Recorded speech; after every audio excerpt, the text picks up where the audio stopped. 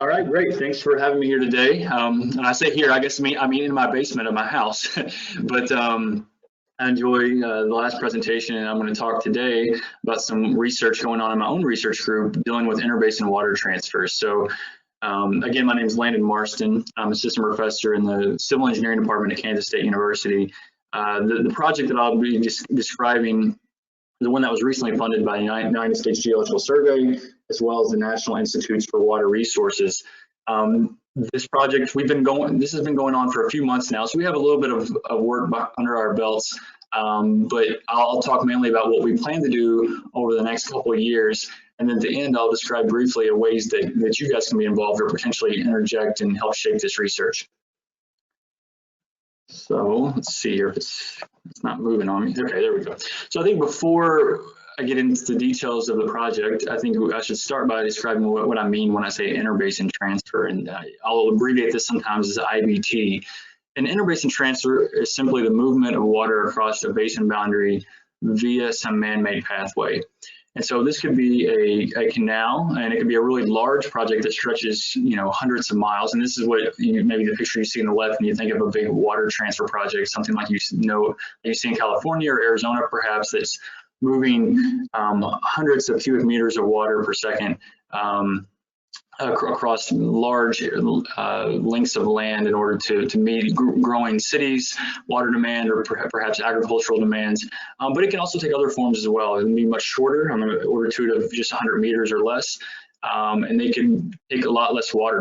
It can be something for drainage, ditches along a farm field, or it could be for, again, these urban water supplies as well. And so there's a lot of different reasons why we might be interested in interbasin water transfers, and one of which is that it dramatically impacts water budgets.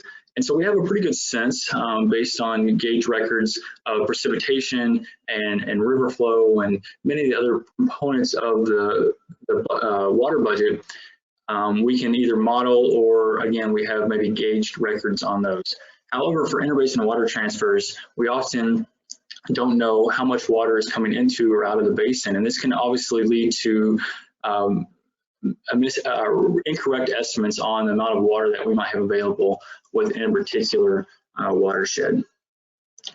Interbasin water transfers are also important because they can significantly alter local and non-local water use and availability.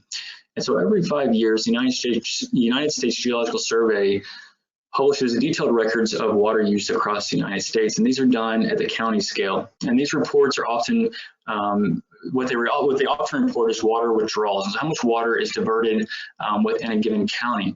Now, this is often sufficient to also describe local water demand, but in some instances, the water withdrawals that we see within a given county aren't actually available or used within that particular county. Instead, they're transferred to a neighboring county to meet their water demand. So while this is helpful to know where the water is withdrawn from, these reports, these water use reports, often don't tell us much about where water is actually used and demanded, and also where the return flows end up going. And so a really good illustration of this is in New York City. And so New York's water supply, if you look at the USGS water use estimates for the 5 counties that make up New York City, the 5 boroughs, each of those report 0 water withdrawals within any of those counties. So obviously New York uses a lot of water, but if you look at the report, it might suggest otherwise. Well, again, remember that these water withdrawals are only reporting a place where water is withdrawn, not necessarily where the water is used. In the case of New York City, most of their water supply comes from nearly 100 miles away in the Catskill, Delaware watersheds. And so if we're able to have a detailed understanding and data set that describes interbasin water transfers, we can pair this together with these USGS water use reports to have a better indication not only where water is withdrawn from, but also where it's ultimately used. Lastly, interbasin water transfers can significantly impact local and non-local hydrology. So there's been this growing this growing number of large-scale hydrologic models that have been utilized not only in the United States, but also globally. And these large-scale hydrologic models often do a fairly good job at representing the fluxes and storage of water across the landscape. Usually it does a better job when we're talking about physical or natural movements of water, but when we have these large diversions that occur because of man-made interjections within the basin, it obviously cannot capture those without that data. And so interbasin water transfers, or having data on interbasin water transfers, can help us create better hydrologic models that are able to represent not only the natural physical processes, hydrologic processes, but in addition, the anthropogenic influences within the basin as well. And so despite their importance, we lack a national database of interbasin water transfers. In fact, there was some initial work about 3 to 4 decades ago on interbasin water transfers. And so there was this inventory of interbasin transfers in the Western US, which was published in 1985 by the USGS. This details interbasin transfers, the records of interbasin transfers from 1973 to 82. And then there was a follow-up study the next year in 1986 detailing the eastern United States. Together, these two reports found there was about 256 interbasin water transfers within the United States.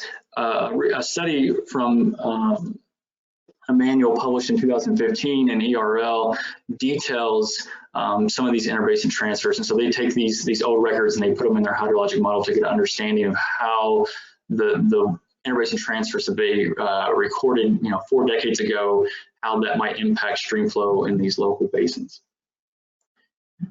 So over the last 4 decades, we believe there's a significant increase in the number of interbasin transfers. So a study that was published in 2017 by Harold Dixon was the lead author on that. He's actually a postdoc in my research group now, helping lead this project. He identified over 5 times more interbasin transfers since these earlier USGS studies. Now, some of these we believe there's additional interbasin transfers that have been constructed over the last several decades, but we think a large number of the ones that have been identified were simply just not identified in the previous study. I should note here that these interbasin transfers, we just have visual confirmation that these interbasin transfers exist. We don't necessarily know any other details on many of these. We don't know what the purpose of the transfers are for. We don't know the volume of water being transferred. We simply just know that they exist at this point. And so that's where this project, it's kind of our starting point for this project, is we now know where these are at. We want to go and try to collect data on all these different interbasin transfers in order to help permit water budget closures by knowing the volumes of water that's being traversed between these different basins. And this will also help us connect a place of diversion and water use. And so now we have a better indication not only where water's pulled from, which is important for hydrology, but also where the water is used, which is more important for water supply and meeting water demand at different locations. We hope that this work will enable us to quantify how interbasin transfers impact water resources at both the regional and national scale. And so a lot of this data exists at a very local scale.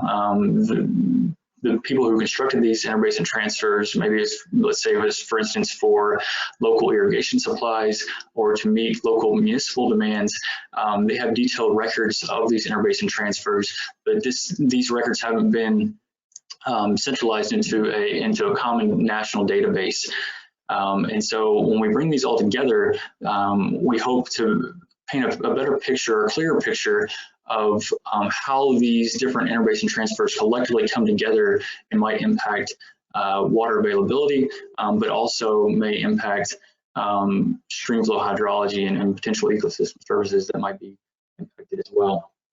And so, that's more hindcasting as far as future water use and availability is concerned. We hope to test different climate scenarios and population shifts and land use change to better predict how these IBTs might impact hydrologic systems in the future as well.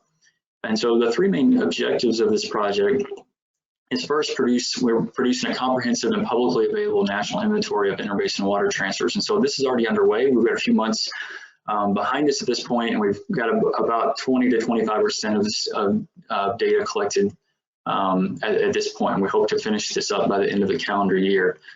Secondly, is we want to generate models to estimate, predict, and gap fill interbasin transfer conveyance volumes based on the data that we do collect, as well as other widely available biophysical and social economic data. And so here, what we anticipated, but we've already found that some states have much better records than others, and some interbasin transfer records are sometimes incomplete.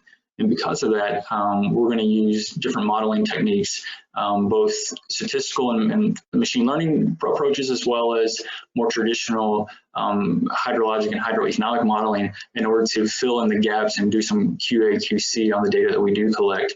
And then from there, once we have both the data and kind of the clean data, the one that's been quality controlled, we hope to bring this into these large-scale hydrologic models in order to determine the collective impacts of IBTs under current and historical conditions, as well as, like I mentioned earlier, different water supply and demand scenarios.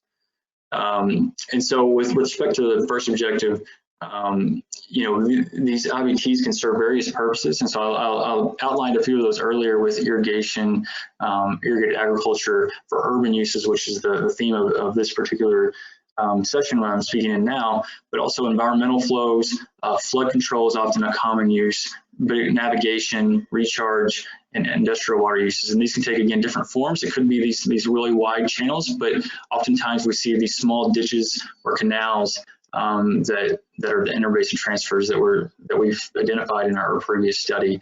And so we're trying to, again, collect data on all of these, no matter the size. If they cross a HUC4 boundary, which is a hydrologic unit code, probably many of you are familiar with the concept of the watershed, roughly the size of a U.S. county, then we're going to encapsulate that within our database. Our goal is to have full national coverage at the HUC4 level, but we're also going to be collecting finer resolution data, potentially all the way down to the HUC12 level if we come across that data. So that will also be in our data set, and what we're getting at here, these diverse scales that the data is available. In fact, most of the data we've collected thus far, we've had latitude and longitude values for both the place of initial diversion and the place of final use, and so this allows us to work at basically any scale we would like. And then lastly, employ different infrastructure, which I alluded to earlier. And so this is an example in Colorado, which many of you know you are there right now. Colorado is perhaps one of the most complex states when it comes to interbasin transfers. And so this data was initially collected by one of our partners at the U.S. Forest Service back last year, and it shows you the complexity within the state of the interbasin transfers. This is actually the HUC12 level, and so you can see the labyrinth of interbasin transfers stretching across different basin boundaries, and this is only one subset of the transfers within the state. If we zoom out a little bit more, you can see even more interbasin transfers taking water from one portion of the state to the other. Once the data is all collected, we're going to actually make this available. This is we have another project going on, funded by NSF, called the Fusion Project. This is an Innovations in Food, Energy, Water, or INFUSE project. And so right now we've got data detailing the embedded resources of food, energy, and water that stretch across the U.S. at the county scale. We also want to input these physical water transfers that are going from county to county within the U.S. And then in addition to this, we'll make visualization tools supported by USGS that will go on their website as well. So all this data will be publicly available and viewable from multiple sources. I mentioned earlier how we hope to estimate, predict, and gap fill interbasin transfer data. I'm focusing here on the machine learning approaches, but again, we might use other more traditional hydrologic and hydroeconomic models as well. And what our goal is here is to be able to infer what transfer volumes would occur when we lack the data. In so many cases, we have data on interbasin transfers, and that's what we're collecting now.